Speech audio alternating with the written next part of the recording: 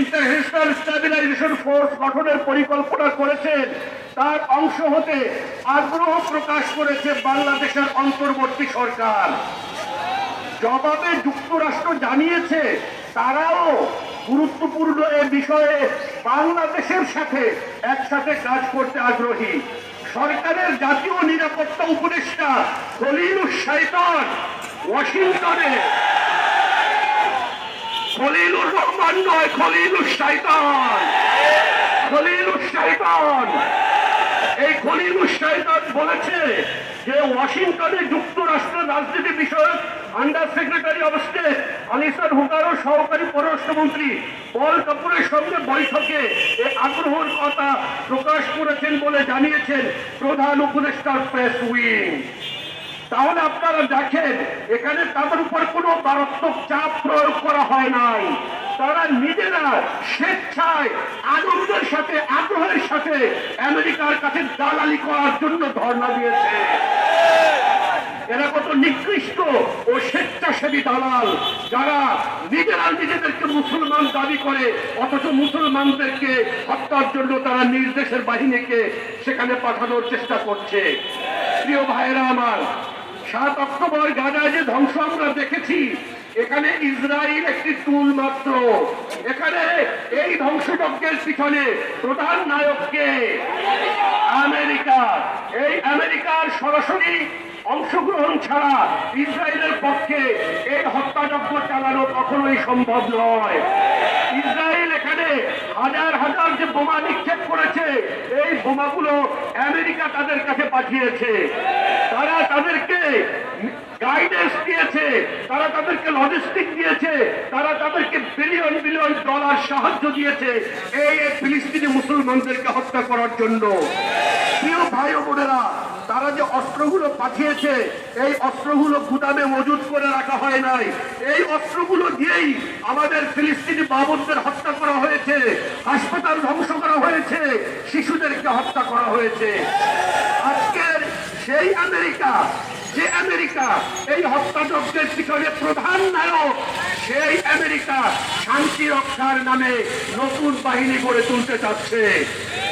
আমাদের দাবি স্পষ্ট, আমরা বলতে চাই আমেরিকার অধীনস্থ এই সামরিক বাহিনীতে যোগ দেওয়া আমাদের বাংলাদেশে এই বাংলাদেশি জাতির নৈতিক অবস্থানের বিরুদ্ধে। এটা আমাদের এই জাতির ইতিহাসের বিরুদ্ধে, এটা আমাদের মুসলিম পরিচয়ের বিরুদ্ধে, এটা আমাদের মানবতার বিরুদ্ধে। আমরা এমন একটা দেশের মানুষ যাদের ইতিহাস লেখা হয়েছে ত্যাগ দিয়ে, যাদের ইতিহাস লেখা হয়েছে নিপীড়নের বিরুদ্ধে দাঁড়িয়ে। আর যদি আমাদেরকে গাজার শিশুরা প্রশ্ন করে আমাদের উপরে যখন বম্বিং করা হয়েছিল তোমরা কোথায় ছিলে, আর যদি আমাদের মায়েরা আমাদেরকে প্রশ্ন করে আমাদের সন্তানদেরকে যখন হত্যা করা হয়েছিল তোমরা কোথায় ছিলে, আমরা তাদেরকে কি জবাব দেব? আমাদের কাছে কোনো জবাব নেই। সুতরাং আমাদের দাবি বাংলাদেশ সেনাবাহিনী যেন মাজলুমের পাশে থাকে, জালিমের পক্ষে না যায়। বাংলাদেশ সেনাবাহিনী যেন কোনো আগ্রাসী বাহিনীর অংশ না হয়।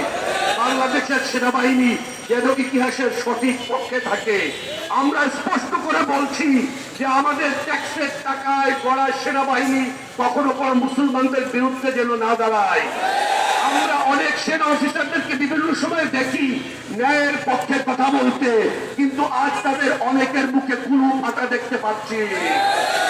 আপনারা জাতিসংঘের শান্তিরক্ষী মিশনে গিয়ে মোটা অঙ্কের কামাই করে গায়ে গোস্ত বানিয়েছেন, হারাম কামাই পেটের ভিতরে ঢুকিয়েছেন। এখন লজ্জা লাগছে আমেরিকার বিরুদ্ধে কথা বলতে? কথা বলুন। না বুঝে অপরাধ করেছেন, জাতিসংঘের শান্তিরক্ষী বাহিনীতে গিয়ে মোটা অঙ্কের টাকা কামাই করে বাড়ি বানিয়েছেন, গাড়ি কিনেছেন, সন্তানদের খাইয়েছেন, স্ত্রীদের ভরণ পোষণ দিয়েছেন, তাই আমেরিকার বিরুদ্ধে কথা বলতে লজ্জা লাগে? আপনাদের লজ্জা হওয়া উচিত। তওবা করুন, এখনো সময় আছে, তওবা করুন, মুসলমানদের পাশে দাঁড়ান। আর যদি এই বাংলাদেশের সেনাবাহিনীকে এই ফিলিস্তিন মুসলমানদের বিরুদ্ধে পাঠানো হয়, আমরা বৃহত্তর পরিসরে গণ আন্দোলন গড়ে তুলবে এই জাতিকে সঙ্গে নিয়ে ইনশাআল্লাহ। ইন্তেফাদা বাংলাদেশের পক্ষ থেকে আমরা আমাদের এই অবস্থান ব্যক্ত করে রাখলাম, আমাদের অবস্থান জানিয়ে রাখলাম এই সময়ে যখন এই জাতির রাজনৈতিক নেতৃবৃন্দ, সামরিক নেতৃবৃন্দ আপনারা সবাই বুকে পুরো পেটে বসে আছেন।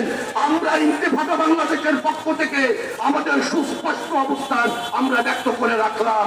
আসসালামু আলাইকুম ওয়া রাহমাতুল্লাহি ওয়া বারাকাতুহু।